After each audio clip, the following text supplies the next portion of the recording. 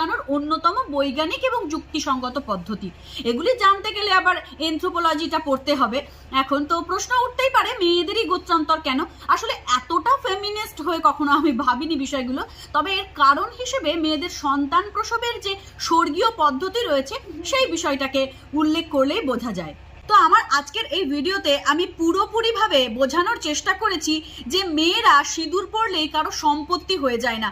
যেভাবে মহিলা পুরোহিতগণ এই সমাজে ফেমিনিজমের চারাগাছ রোপণ করছেন এবং সেই চারাগাছ থেকে বড় বড় বৃক্ষ জন্মে যাচ্ছে, আর তার প্রতি অ্যাডিক্টেড হয়ে মেয়েরা সমস্ত কিছুকে বিসর্জন দিয়ে দিচ্ছে, তাদেরকে বলবো একটু পুরাণ বিশদে পড়াটা তোমাদের উচিত। তারপরে এই সমস্ত কিছুকে তোমরা না হয় বিসর্জন দেবে।